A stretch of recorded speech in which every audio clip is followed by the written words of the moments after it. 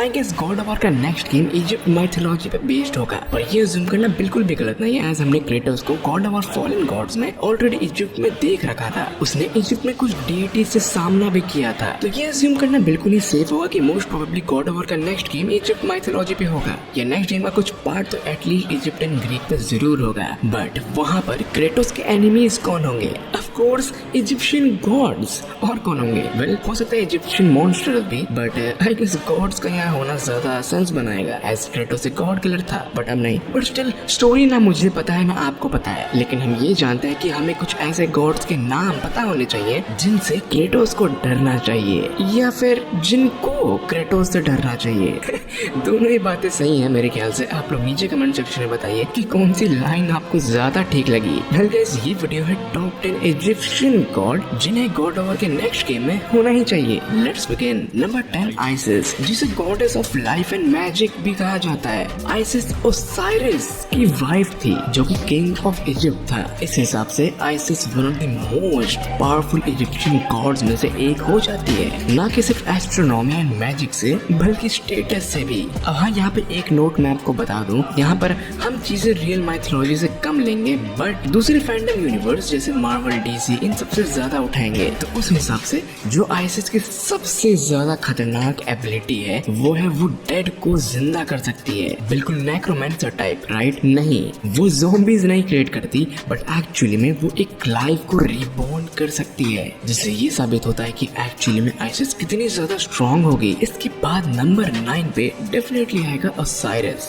यानी कि king of Egypt, also known as Osir. Osiris एक बहुत ही ज्यादा फेमस नाम है इजिप्ट माइथोलॉजी में और इसका नाम आपने कई बार सुना होगा, शायद मार्वल से कॉमिक्स में भी। यहाँ मैं बार बार ओसाइरिस को किंग कह के बुला रहा हूँ, बट वो किंग किसका था? यहाँ पे ओसाइरिस को रूलर ऑफ द डेड भी कहा जाता है, तो इससे आप ये अंदाजा लगा सकते हैं कि वो बिल्कुल हेडिस की तरह होगा, यानी कि अंडरवर्ल्ड का रूलर। ओसाइरिस के बाद नंबर 8 पे आना चाहिए स्केमेथ को, जो कि लायन गॉड है। यहाँ पे डेफिनेटली नाम से ही आपको पता चल रहा है स्केमेथ का फेस बिल्कुल लायन की तरह है। अब मार्वल के हिसाब से तो स्केमेथ वकांडा का रूलर बन गया था, बट यहाँ पे हम मार्वल्स की बात नहीं कर रहे हैं। गॉड ऑफ वॉर के यूनिवर्स के हिसाब से मेरे ख्याल से स्केमेथ को एक ह्यूमनॉइड लायन होना चाहिए, मेरे ख्याल से एक चलता फिरता लायन। और हाँ, वो बहुत ज्यादा स्ट्रॉन्ग होगा, उसके क्लॉज, उसकी टीथ, कैनाइन्स इतने ज्यादा स्ट्रॉन्ग होंगे कि वो लोहे या गॉडली वेपन्स तक को भी तोड़ सकते हैं, क्योंकि स्केमेथ की यही खास बात है, वो किसी भी चीज को आराम से टीयर या फाड़ सकता है। इसके बाद जिस गॉड को आना चाहिए मेरे हिसाब से वो है खॉन्शु।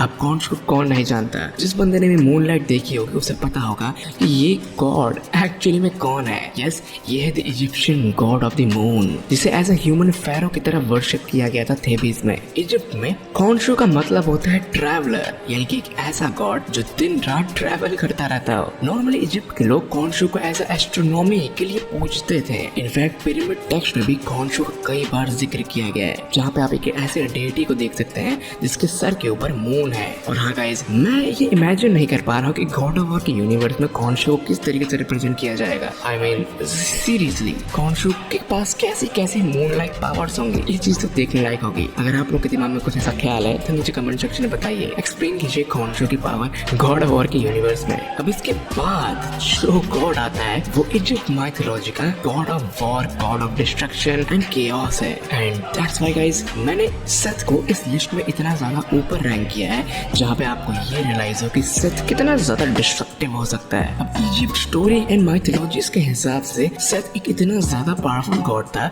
कि उसके हारने के बाद भी गॉड्स उसको एज अ गार्ड बना दिया अनुबिस का, कि वो हमेशा अनुबिस की प्रोटेक्शन करता रहे अपनी पावर से। अब गाइस अगेन आप अंदाजा लगा सकते हैं सेथ कितना ज्यादा केओटिक गॉड होगा। एंड अब उसकी पर्सनालिटी मेरे ख्याल से तो काफी ज्यादा इंटरेस्टिंग होनी चाहिए। नंबर 5 पे जो गॉडेस है, ये इजिप्ट माइथोलॉजी की one of the most powerful goddess में से एक है और इसका नाम है बास्ट, जो कि गॉडेस ऑफ लायन है और बाद में इसे गॉडेस ऑफ कैट भी कहा गया था। बास्ट एक बहुत ही ज्यादा खतरनाक एंड डेडली गॉडेस में से एक है। बास्ट का काम था लोअर इजिप्ट को प्रोटेक्ट करना। इसे goddess of war, sun, fertility and music या फिर सेलिब्रेशन भी कहा जाता है। इसे कैट हेड या फिर कैट हेडेड वुमेन के नाम से भी जाना जाता है। अब जो सबसे नोटेबल पावर बास्ट की थी वो थी इसकी एबिलिटी डिजीज के अगेंस्ट फाइट करना। बास्ट इतनी ज्यादा ताकतवर थी कि ये मायाज्मा एंड डिजीज को इजीली रेजिस्ट कर सकती थी। तो यस, ऐसा हो सकता है कि ये बहुत सारे डिजीज एंड मायाज्मा को कंटेन भी करती हो एंड वो उसको एज अ वेपन भी यूज करती हो। एंड गेम प्ले में इसका ये कॉन्सेप्ट देखना काफी ज्यादा इंटरेस्टिंग होगा। इसके बाद जो गॉड आना चाहिए वो है मेरे ख्याल से हॉरस। अब यहाँ पे हॉरस की पावर कुछ एट्रिस जैसी है, क्योंकि हॉरस को एज अ शेप शिफ्टर के नाम से भी जाना जाता है, जो कि डिफरेंट एनिमल एंड क्रिएचर बन के घूमता रहता है जंगलों में। ओ, इजिप्ट में जंगल भी होते हैं क्या?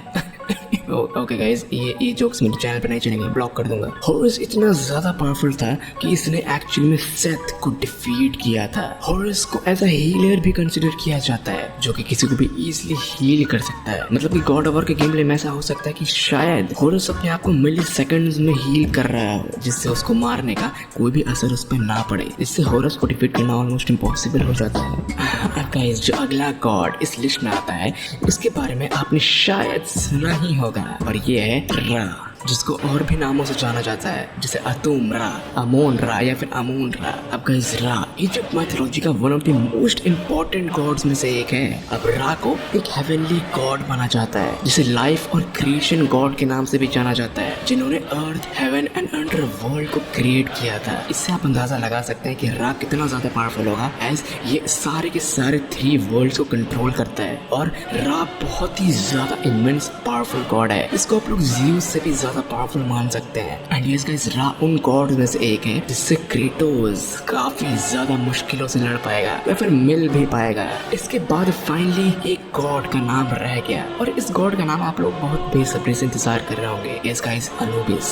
अब Anubis Egyptian god of mummification, funeral rites या फिर टूम है। अनुबिस आफ्टर लाइफ का गॉड है। और हाँ, अनुबिस एक्चुअली में रा के ऑलमोस्ट इक्वल पावरफुल माना जा सकता है, बट रा मेरे ख्याल से अनुबिस से ज्यादा पावरफुल होगा जितना मैंने रिसर्च किया है। बट अनुबिस ज्यादा फेमस एंड ज्यादा वर्शिप्ड गॉड है। और गाइस, मैं आपको एक बात बताना चाहता हूँ, अनुबिस अगर विलन के रूप में दिखाया जाएगा तो अनुबिस से ज्यादा खतरनाक विलन और कोई हो ही नहीं सकता, क्योंकि अनुबिस वो हर पॉसिबल कोशिश करेगा, अच्छे तरीके, बुरे तरीके, गंदे तरीके, जिससे वो क्रेटोस को हरा पाए। वो अकेले क्रेटोस को ना भी हरा पाए तो अपनी जैसे 100 क्रिएट कर देगा। Anubis one of the most powerful Egyptian gods में से एक है। एंड यस गाइस, अनुबिस का इस लिस्ट में आना जरूरी था। आप लोग क्या सोचते हैं इजिप्शियन गॉड्स के बारे में? आपके हिसाब से कौन सबसे ज्यादा पावरफुल थे, इजिप्शियन गॉड, नॉर्स गॉड या फिर ग्रीक गॉड्स? आप लोग नीचे कमेंट सेक्शन में बता सकते हैं। एंड आप लोग गॉड ऑफ वॉर के नेक्स्ट गेम के लिए कितना ज्यादा एक्साइटेड हैं, इस बारे में मुझे नीचे कमेंट सेक्शन में बता। और हाँ, हमारे इस चैनल को सब्सक्राइब जरूर कीजिएगा, इस वीडियो को लाइक कीजिएगा। तब तक मैं आपको किसी नेक्स्ट वीडियो में, एंड गुड लक।